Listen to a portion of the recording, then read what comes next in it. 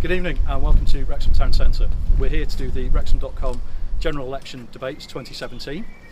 We are doing a first debate of Wrexham candidates and we're doing a second debate of Clwyd South candidates. They're going to be roughly 45 minutes each, so the Wrexham's going first and then Clwyd South. We're hoping we've got a full house of all candidates, but we'll know in a few minutes to see who has actually turned up or who has not. We've been collecting questions from you guys, submitting them via the website, social media as well. We've packaged them together into questions we think that kind of represent what you've kind of fed back to us. We're going to put people on the spot a bit. We're not going to do the traditional style Q&A or joint press conferencey type thing. We're going to try and encourage a bit of a debate to kind of kick off. We'll see if that happens or not. We're doing it with the best intention, so it is a live stream. Anything can happen. We're hosting it tonight at the Fat Boar in Wrexham Town Centre. Don't pop down, watch it on Wrexham.com or the Facebook page as well, because we're up at the back and it's all locked off. But we're very, very grateful to the guys at Fat Boar for allowing us to do this. So here's a very quick video of what they get up to, and we'll see you in a minute.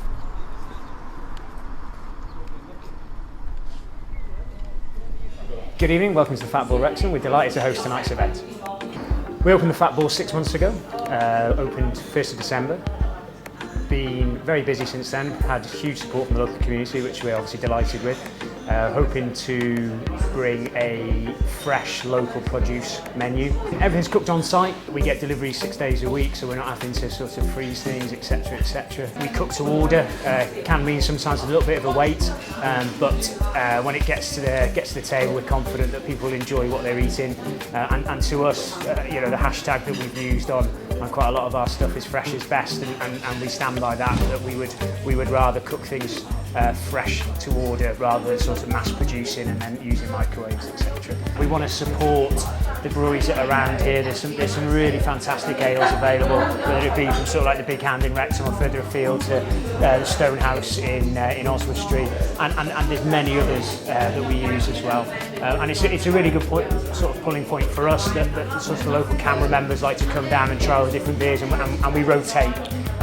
We don't try and just get one or two breweries in. We like to give them all an equal chance, and then it's up to the customers then which ones they prefer. They'll obviously drink the quickest. Cocktails at the Fat Boar have become quite a thing. During the week, at weekends, we get a really good trade on that. And so tonight we thought that we would make each candidate a cocktail that is sort of linked to their party, so they're different colours, and so we look forward to presenting those to the candidates, and hopefully they might drink them. We're open 7 days a week from noon, serving food until 9:30, and we hope you enjoyed tonight's event, and hopefully we'll see you down here at the Fat Boar very soon. Good evening and welcome back to a ever so slightly quieter Fat Boar. Now we've just done the Wrexham debate, so we're here with the candidates for Clwyd South, who will all be looking for your vote in about a week's time. We ran over slightly in the previous debate, so we'll crack straight on. So if we can go around the panel and basically say who you are and who you're standing for. Hi, I'm Bruce Thomas. I'm the Liberal Democrat candidate in Clwyd South. I live in Johnstown. I'm a chartered accountant and business advisor, and have run my own business for about 20 years locally, advising small businesses. Hi, I'll keep it short and sweet. I'm Chris Allen, and I'm standing for Plaid Cymru, Party of Wales. Brilliant. I'm Jeanette Basford-Barton, and I'm the UKIP candidate for Clwyd South, and I also live in the constituency in a place called Wyn. I'm Simon Baines, and I'm the Welsh Conservative candidate for Clwyd South. I'm Susan Ellen Jones, and I'm very proud to be standing for Welsh Labour in my home constituency of Clwyd South. I've been Member of Parliament here for 7 years, and before that I worked for charities. Okay, to kick off with, we'll do a general question and then we'll come on to the specific questions. Again, we'll start, go left to right, it's probably a very simple solution. The election itself was effectively triggered by the referendum. Are you able to tell us if you've changed your mind on how you've personally voted and what policy your party has that will mitigate any impact or perhaps bring maximum benefit to Clwyd South? So we'll kick off. As it may not surprise anybody, I voted to remain in the European Union. My party's position is still that would be the best outcome to remain within the European Union, and we're offering a second referendum so that the people can decide on whether the deal that is on offer from the European Union, when all said and done, this is a negotiation. Both parties have to agree to something. If we walk away with no deal, then that's an incredibly bad deal and would be disastrous for our economy. So it's only fair that if no deal is better, or if no deal is on offer, or the deal is very bad, the people should have a second chance at deciding whether actually it would be better to stay within the European Union. Surprisingly, no, I haven't changed my mind. Chris?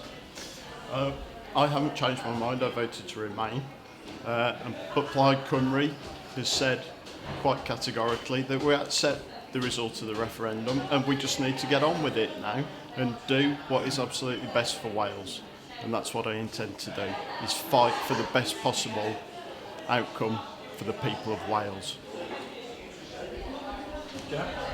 I voted for out, obviously because I'm UKIP and they were the start of all the Brexit.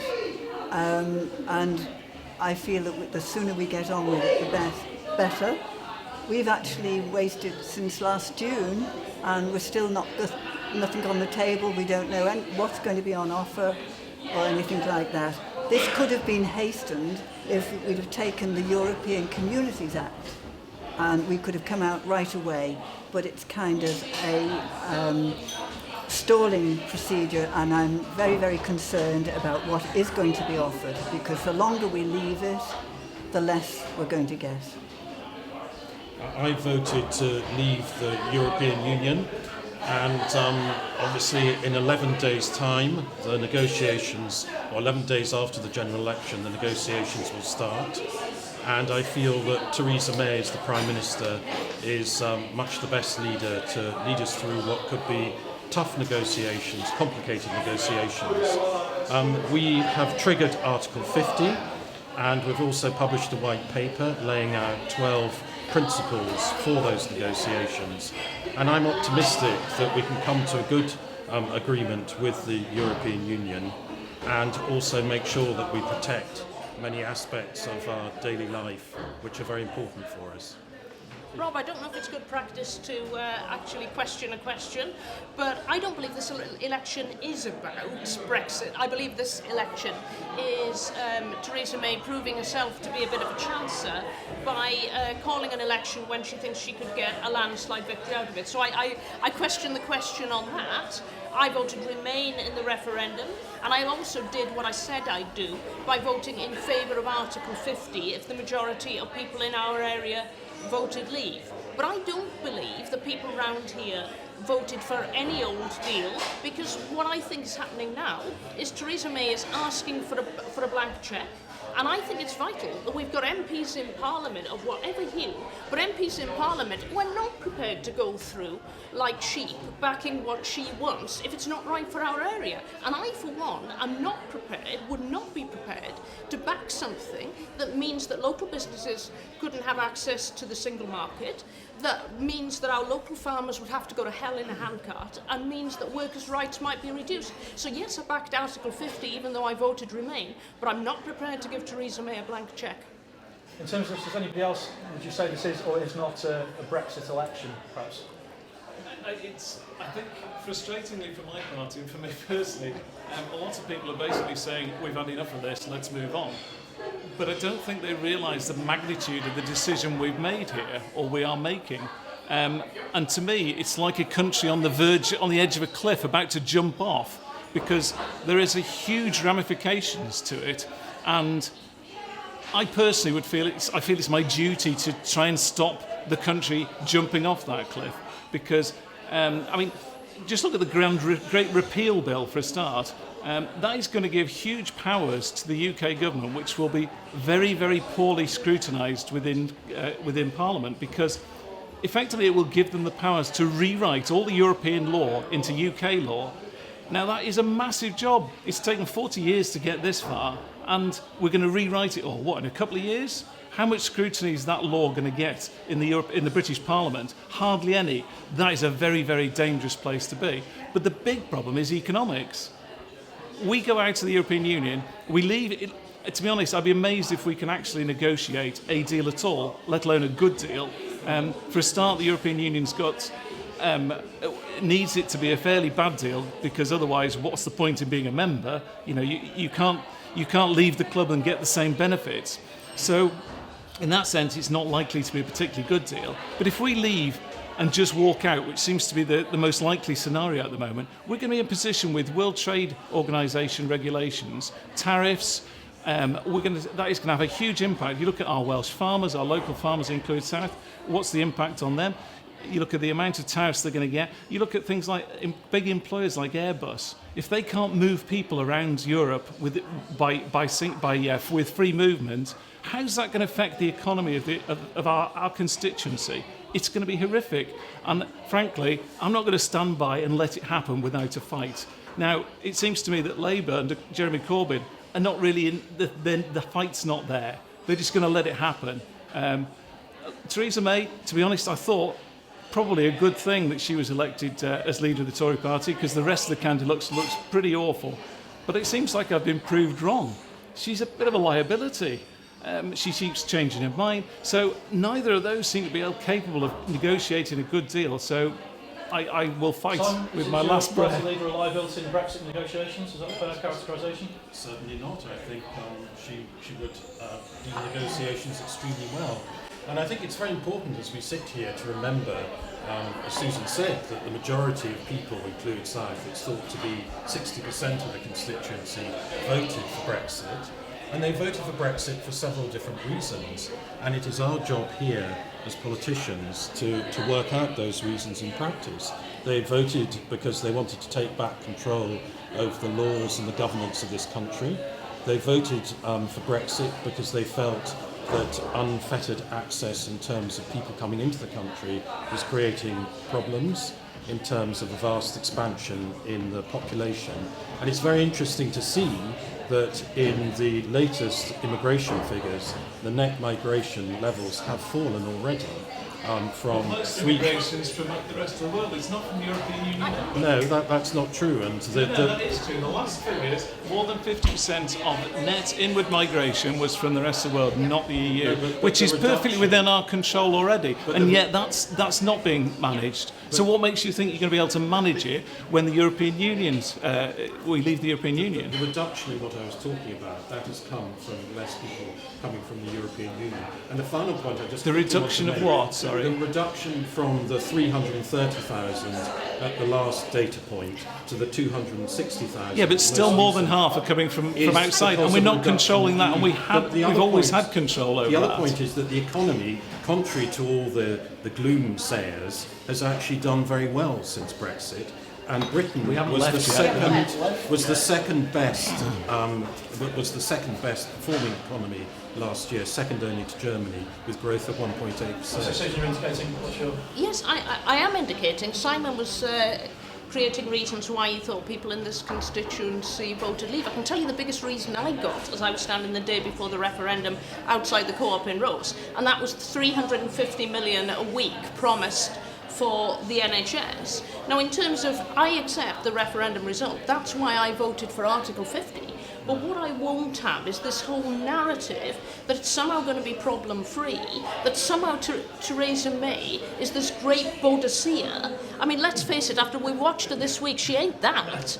Somehow is going to lead us into these sunny uplands. And I would argue, more than ever in this Parliament, one of the biggest dangers we actually face is the Tory party having a whacking great majority, because you do need scrutiny. And I've got faith in the fact that if we do have a much, much closer result in that Parliament, you can't make that argument that we would just be there to obstruct, because if I'd have wanted to obstruct, I'd have voted against Article 50. I didn't do that, even though I was a Remain voter. But what we do need are people there who put those voices. And if you don't believe me on that, talk to some of those different shades inside the Conservative Party too. Some of whom are deeply worried about the impact on rural communities if we go for a very hard... Will you vote against a deal if the option comes in Parliament? If it's rubbish, if it's rubbish, I won't vote for it. Single market and excludes free movement of people. I've always made my view clear that we need unfettered access to the single market. Absolutely.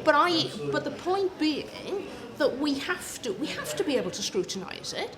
I mean, I don't believe you could have just gone there and blocked it by not voting for Article 50, but we've got to be able to scrutinise, and that's not a party thing, that is an honest scrutiny that MPs make, and MPs, especially from the backbenchers, are going to make it. And I'm sorry, I think Theresa May's little people who come round the place in the blue rosettes, the new candidates, aren't going to do it. But the European Union... Just 1 second, let's start on I mean, one thing we probably all can agree, and that this would include Susan as well, is that Jeremy Corbyn would not do as well as Theresa May in leading the negotiations, given your views that he is unelectable. Simon, let's get one thing straight. Theresa May seriously called this totally unnecessary general election after Article 50 had gone through because she seriously thought she was going to lose it. You telling me she did that?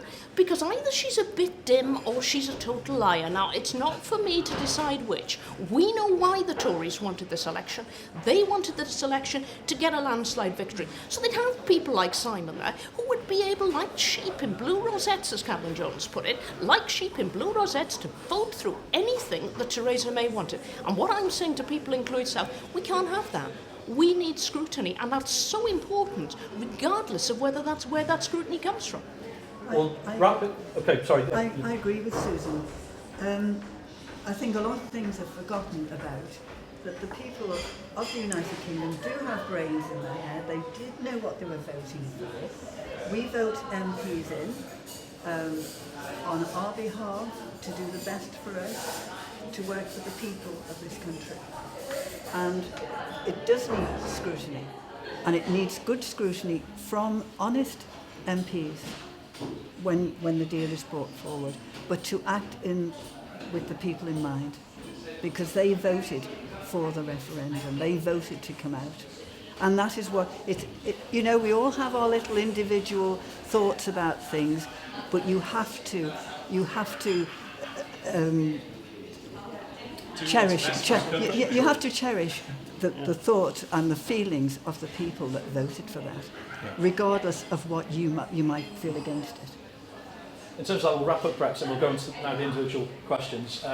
You were going to be up first via the random number generator on Twitter, but you've made a point that, so we'll just jump straight to Susan, because you mentioned about Corbyn being party leader and comments on that.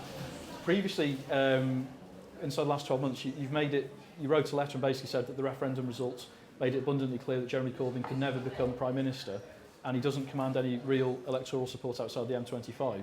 And we've mentioned this to Ian Lucas earlier, that in this system people would be voting for you and therefore as him as Prime Minister. So has your views changed on him, or can you explain your comments now? I don't think it'll surprise anybody, Rob. Probably not even Jeremy Corbyn, to know that I'm not his greatest fan out there.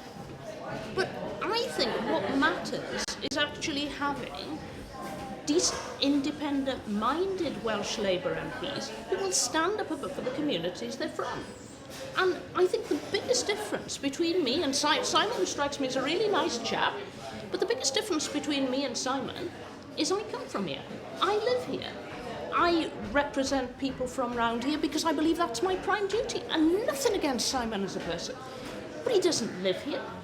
He's hopped around from seat to seat, and I suspect, unless he undergoes some sort of Damascus Road-style conversion, that he is going to be one of Theresa May's troops. And I thought for a second that perhaps he wouldn't. And then lo and behold, I opened one of his little letters that I was kindly sent, members of my family were sent, and lo and behold were the words, "I am Theresa May's Conservative candidate." And I thought, there you've got it, Simon. That's the difference between me and you. No, I'm not Corbyn's greatest fan. I've made that quite clear. My loyalties are to people in this area first, who are my bosses. Well, I'm proud to be a candidate standing under Theresa May's banner.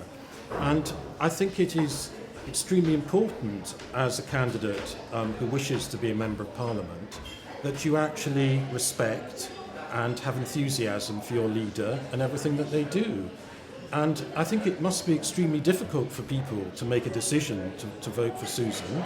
By the same token, I have every respect for her, as I do for every other candidate here.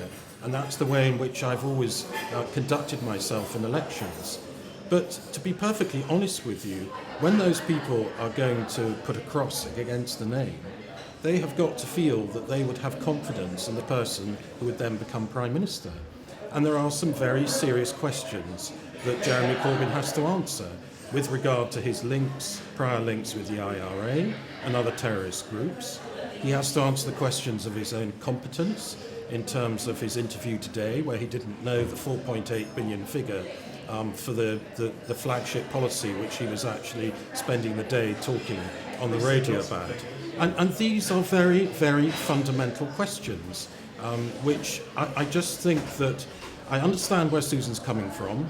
I'm not surprised that she takes the line that she does. But ultimately, the people who put a cross against our political party must have confidence in the person who would then become the Prime Minister.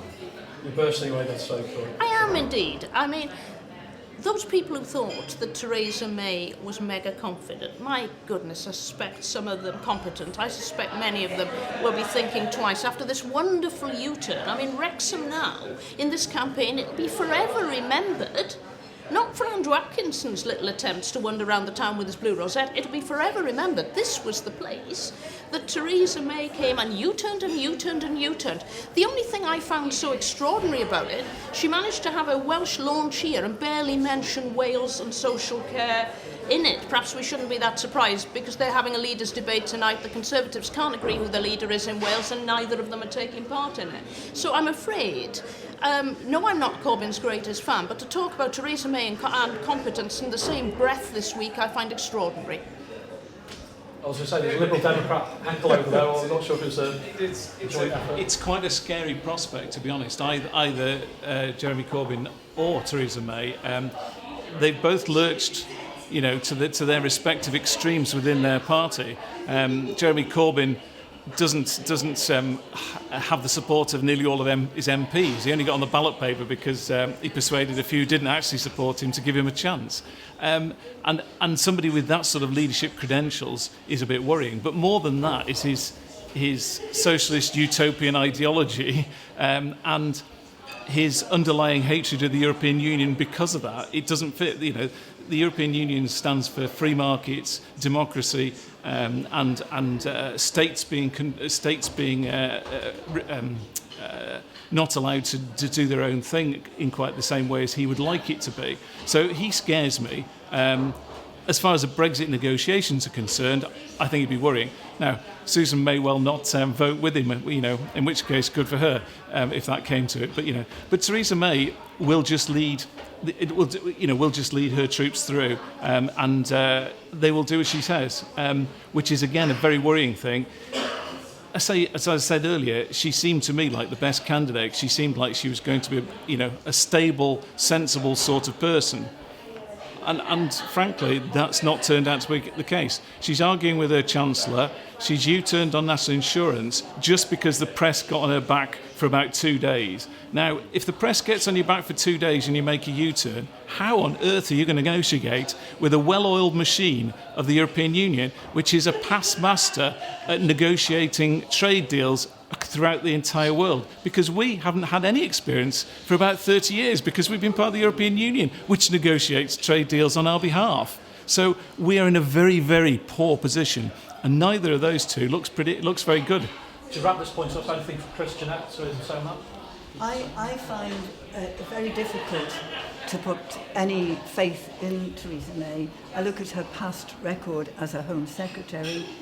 Also, she was a Remainer. How can a Remainer lead passionately to leave the European Union? So I don't have any faith in her at all. Although they say, oh, she's a strong leader, I don't think she will be, and I don't think she is. And she changes her mind so very quickly. No, I have no faith in either of them, to be quite frank. Theresa May backslides, flip-flop, whatever you want to say, on a regular basis now. Jeremy Corbyn, a lefty leaver, doesn't sit well, really. And the European Union, as Bruce says, has had 60 years of basically negotiating treaty after treaty. It's what the European Union does. It's what it exists for. And we're rejecting that stability purely for, I don't know what it is. I mean, Jeanette could tell me, but I don't know what it is. You know, but it's you're not crediting our politicians with brains in their heads. Haven't they been negotiating? You know, not just with the European Union. They've been negotiating with other countries in the world, and it's having the freedom to do it directly rather than go through saying, "Please, sir, can we do trade with this? Please, sir, can we do that?" I mean, let's face it, Great Britain led with regard to democracy. Going back to the Magna Carta, they created democracy. Yeah, but nothing's really changed. Nothing's really changed on that democracy, though, has bring it? us back into the structure in terms of the that was generated off random numbers off Twitter. We'll kick back to Simon. Someone wrote in, Clwyd South, basically saying that you were involved in an organisation for music for the elderly, which provides entertainment for people inside care homes. And to use their words, how did you in your right mind support a party policy like the dementia tax that would have seized housing from those that your charity would essentially support? And also they raised the concern if, and using their words, if Theresa May's U-turn is U-turned again. Well, first of all, just to say a few words about the charity, which is Concertina Music for the Elderly, which I set up about 20 years ago, and it became a charity about 10 years ago. And it's really addressing the issue of loneliness and also the therapeutic benefit of music. And music is one of the forms of communication that can go deepest into those who do suffer from dementia and Alzheimer's. And so it does bring a great deal of joy to many people. And then moving on to the second point, which is about our proposals with regard to older people. What we have proposed is that nobody would have to move from their home during their lifetime. Now that isn't the case as it stands, and that wasn't the case under the previous Labour government. And I think that will give people much greater security. We've also proposed that there would be £100,000 as the upper limit rather than the existing one of £23,000 in terms of the assets which can't be touched.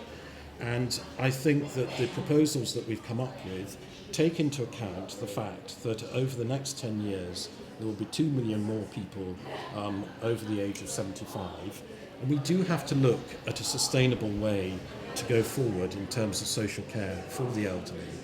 It's, as I say, it's a subject which is dear to my heart, and also I was very pleased that the government put £2 billion more into social care for the elderly in the last budget.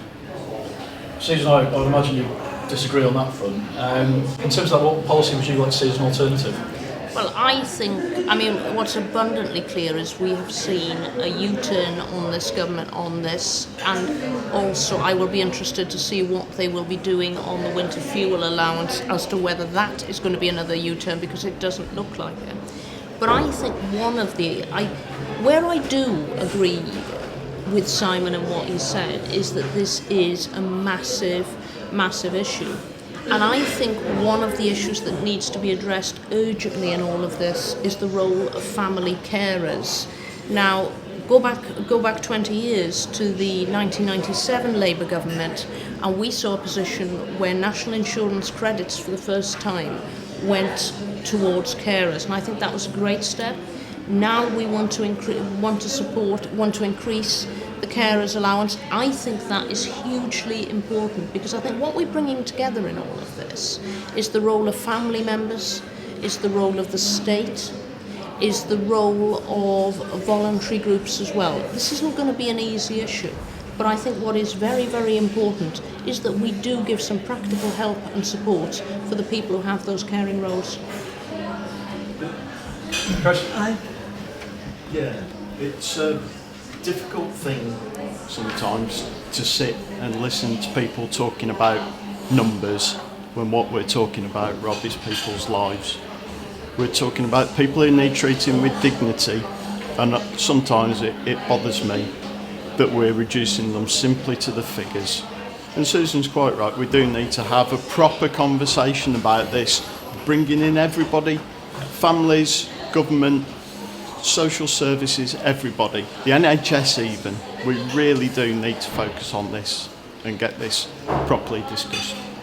Well, I think I'm very, very qualified in this area. I know both my mother and my father. My mother had Alzheimer's, and my father had a very severe stroke and then developed cancer. And I nursed them at home besides working, and my daughter helped me as well. I've also worked in social care. I've been social care manager for the elderly and for children, for all kinds, for quite a long time. And it is very difficult. I also feel very much for the elderly who have paid into the system. They've paid national insurance, they've paid the tax. I feel very, very strongly about this. And then they're expected, when they do get ill, through no fault of their own, we all get old, we all degenerate, and then they're expected then to basically sell their homes. And okay, they can stay in them until they die. As soon as they die and they're in the coffin, thank you very much, I want all your care costs. It's a very poor nation who cannot look after their elderly. And you can tell what a nation is by how they look after their elderly and their sick and their disabled and their youth. I think Very brief it's on this. quite a brave thing really for Theresa May and the Conservatives to bring this up at this election, in the sense, because it's a snap election. I think it's a mistake, although a brave thing, because essentially we've got a big demographic time bomb going on here. We've got a very rapidly aging population, which is great because it's, essentially that means we're all living longer, and that's good. So let's not look at all the bad things. But it does have a massive impact on the public finances. It means extra costs to the NHS, it means extra costs in social care, and it means extra costs in state pensions. Now, those all need looking at together. You can't isolate any of those.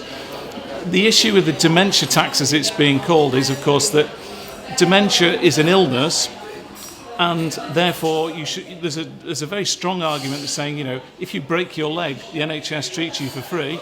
If you get dementia, you're going to have to pay for it yourself. And also, we need to draw distinctions somewhere, and we need to look at that very carefully. The big flaw with this plan is that the poor will be excluded from any charge because they simply won't have the funds, and they won't meet the threshold.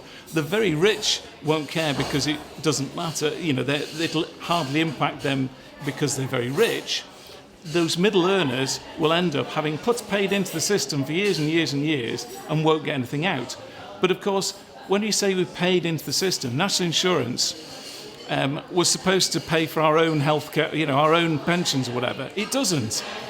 What happens is today's youngsters who are earning are paying national insurance, and it's paying for the pensions of people who retired and paid into national insurance 30, 40 years ago.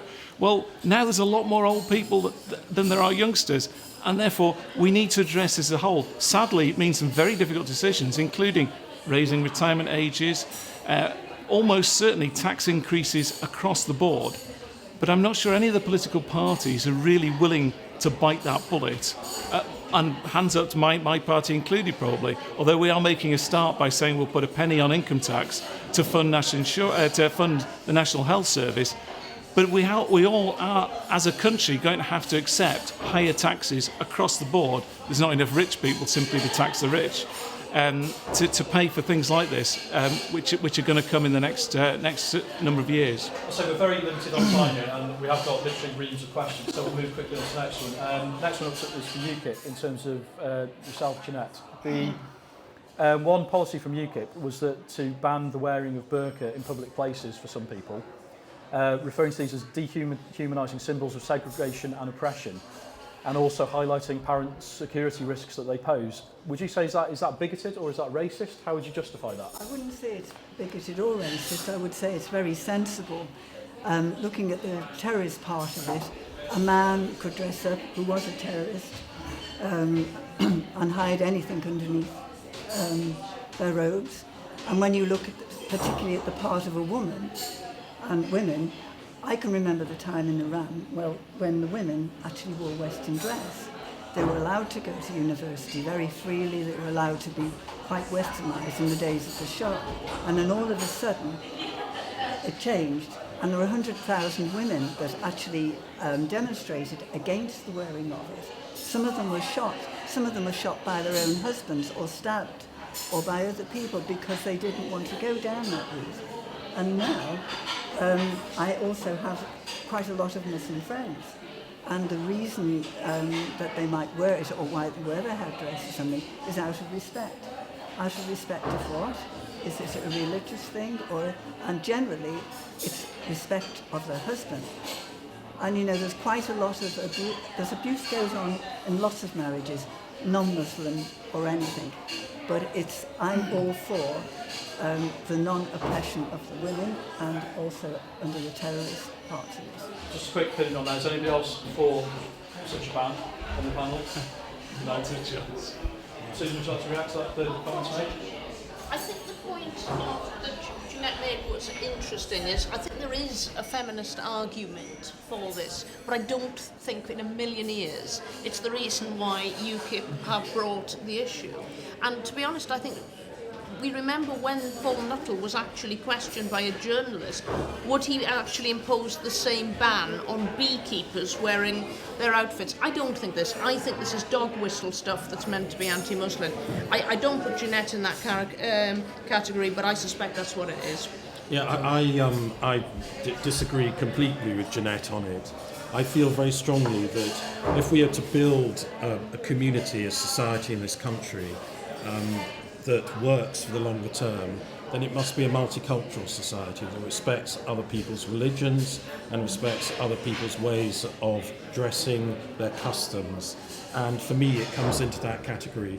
And like Susan, I do, not in your case, clearly, but I do suspect the motives that lie behind this policy as well. Chris? Yeah, I would agree. To suspect the motives entirely. I think it's a very, very difficult issue to want to raise, to be frank. Religious freedoms, we have laws already in place, and yeah, it's very difficult. I can understand what Jeanette's saying. Part of I have a copy of the Quran at home, which I can was given understand to me, what you're saying, Jeanette. And if you read the Quran, it doesn't actually say anything about how to wear it. No, really. it doesn't. But if people want to wear it, people want to wear it. Yes, and if it's part of their culture and that's what they want to do, and it is about then integration. It's freedom. It is about integration. Women used to wear hats in church at one point. It used to be a stipulation. Well, you may laugh, and in the Hebrew faith, it's a certain sects of the Hebrew faith still do. They wear wigs. Some of the women wear wigs. And I understand that it's not at all on religious grounds, and it's about accepting other people's religions and respecting that for them. All paths lead to the one. But it's under the acts of terrorism and the oppression of women that I'm and my party, and it is in our manifesto. I think the principle's straightforward enough. If the state should keep their noses out of anything which doesn't affect anybody else. If somebody wants to wear a burqa or a, bikini or whatever, as long as it's not affecting somebody else, then they should just mind their own business. There are occasions when it's inappropriate, like a court appearance or a line-up in a police station or something. But other than that, what's it got to do with the state? It's not affecting anybody. As we're pressed for time, we'll kick straight on. Chris, on the Clwyd manifesto, it mentions a possible human rights charter for Wales. And the reasoning behind that says that it's to protect against Human Rights Act changes, potentially impacting from a Conservative government. To you, what would you say is the most, in terms of the Welsh people, the most human rights issue at the forefront that would protect us from? Well, I think really what we need to do is just say what sort of Wales we really want. And if we want to protect human rights, then it's all about protecting everybody's human rights who is in Wales, irrespective of where they come from, who they are. Just protect everybody. It's quite straightforward. Anything else like to impact? Do you think that's a fair characterisation that there's human rights at risk in Wales? I mean, I can understand why Plaid have said this, because they want to create a sort of, a separation in terms of Wales. But I mean, the Wales that I know and I've grown up in is part of Great Britain. And I would have thought that any legislation and protection of rights that we have across Great Britain is good for Wales as well. As someone in Clwyd South, do you feel any human rights are at risk with you? I don't have massively strong opinions to sort of disagree with what Chris was saying on this. But what I do think is when we talk about human rights and Wales, I would like to make a plug for one area where I think it's much better now. It hasn't always been the case, and that's the fight of people campaigning for Welsh language rights. We've come on tremendously on that, but I think that's been important over the years. Any other points? I think the withdrawal from the European Convention on Human Rights would be horrific. My usual question to people who say yes, we should withdraw from it is, well, which human rights do you personally not want? Freedom. The right to life, the right to freedom from torture, the right to a fair trial. Any of those you don't want? And these are rights we get as human beings. They're not because we're British. It's not because we're Welsh. These are human rights. And everybody is entitled to those rights as human beings. Now, there's nothing in the Human Rights Convention that I'm aware of that I wouldn't want to be retained, and yet we're threatening to withdraw from it. It's not good news. We'll crack on, and we're going to come straight back to you, Bruce. Rachel from Llangollen wrote in and said that since the Liberal Democrats have betrayed many of the supporters by going into coalition with the Conservatives, she feels that you've become irrelevant and that your leader hasn't really ruled out too clearly working with them again, and therefore how can the people of Clwyd South possibly put their faith into you in this forthcoming election? It has to be said, it surprises me that this is a criticism that's thrown at us, and I accept it, don't get me wrong. We did go into coalition with the Tories, and a lot of people seem to consider the Tories to be the devil incarnate. I'm not saying I don't disagree with that view, and there are certainly times when I do. But politics is about, as somebody famously said, the art of the possible. In coalition, we did some very good things. A lot of those policies that the Tories are now taking credit for, increasing the personal allowance so that nobody pays tax on income less than £11,000 or £11,500 now. That was a Lib Dem policy that we got into action because we went into coalition. We negotiated with them. We got a lot of our manifesto actually into government. We also stopped the Tories doing quite a lot of things which they would have done and are now having the freedom to do, which are now having devastating effects. If you look at some of the impacts on disability benefits, etc., we stopped the Tories from doing that when we were in coalition. So I'm sorry for, if it's upset a lot of people that we actually did a deal with the devil, but we got a lot of good things done, and we would go into coalition. Well, I speak personally now, I probably shouldn't speak for the party entirely here, but I would go into coalition with anybody who will allow us to get things done for the good of the country. That's the be all and end all. That's why we're into politics. We don't just sit here to talk and argue. We actually want to get things done for the benefit of the country, and coalition is sometimes the way you get that done. Susan, would you like to comment on that? I don't dispute that some things that happened in the last Parliament were ameliorated by the Lib Dems in coalition. But unfortunately, I think there was one cracking great error the Lib Dems made, and that was to vote through the $9,000 a year tuition fees. I think that was devastating.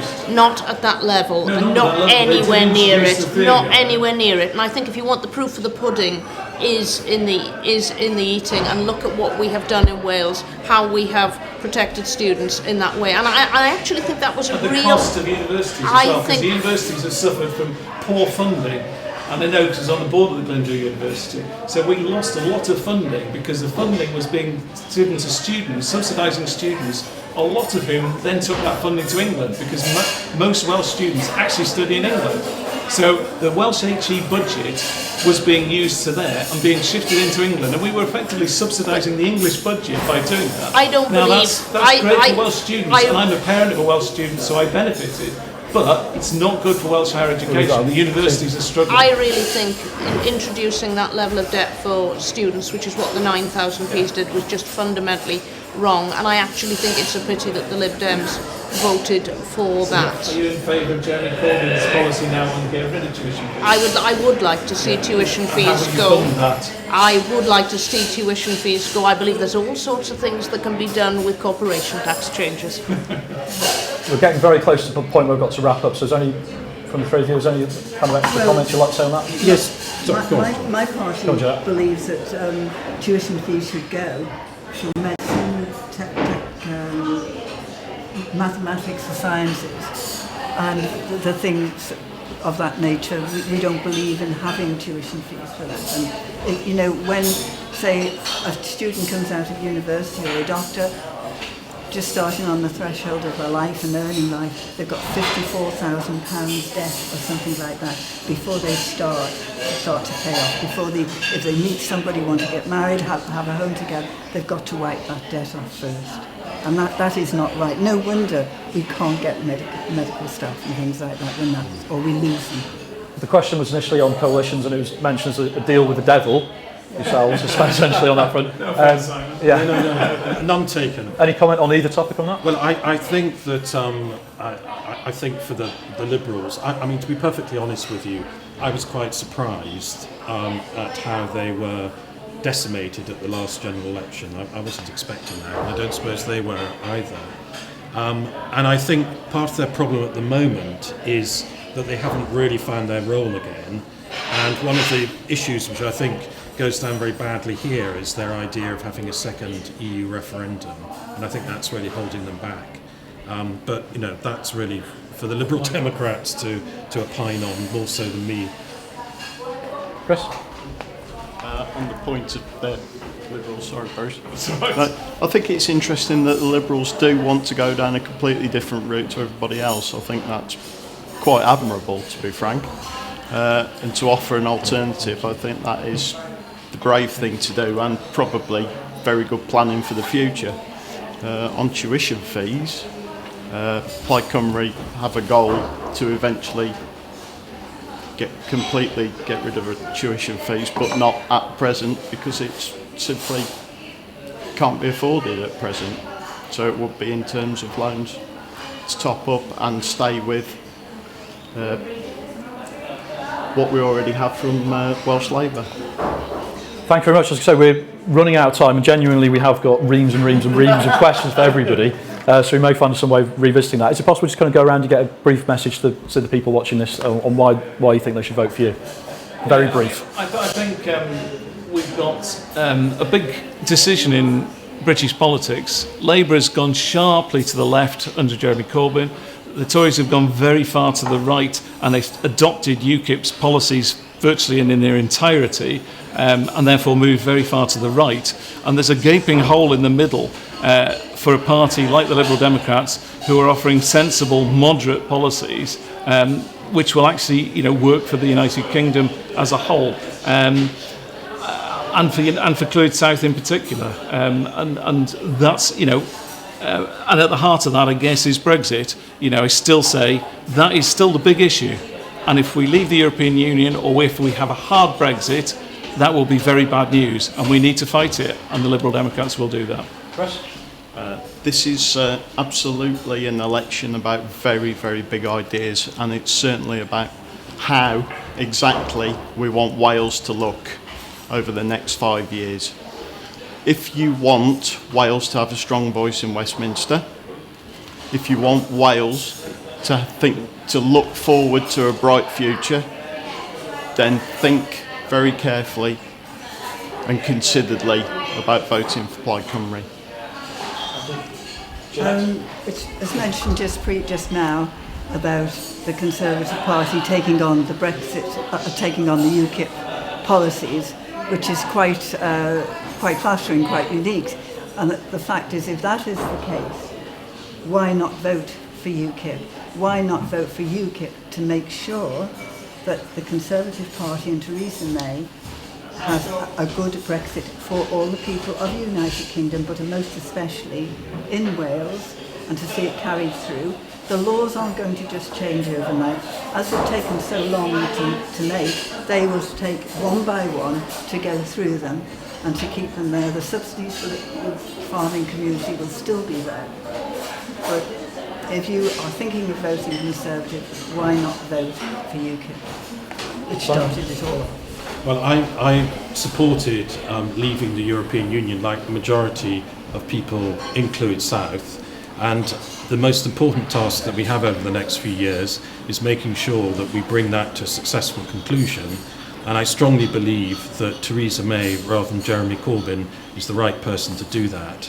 And therefore, I am proud to be standing as the Welsh Conservative candidate in this election. And finally, Susan. This election was called for one reason and one reason only, and that was because Theresa May thought she could get a massive landslide victory out of it. I think pretty much everyone believes that in the seat of Clwyd South there are only two people who have a realistic chance of being elected. Myself, the Welsh Labour candidate, or Simon, the Conservative candidate. Under our first past the post system, therefore, I think that it is vital that people make that choice. Do they want a local representative in Parliament who would always put the needs of local people first, who has been prepared to vote for Article 50, even though it wasn't how I voted in the referendum, but will scrutinise the government on every turn? Or do they want a Conservative, nice chap though he is, doesn't live here and I don't believe would represent this area with a degree of independence and sheer stubbornness that I think characterises us in North Wales. A felly dwi'n gofyn am eich pleidlais. I'm asking for your vote. Thank you very much, and thank you very much for everybody taking part there. For those viewing on the stream, you'll be turning out to vote hopefully with your friends and family in about a week's time. Thank you for watching, and take care.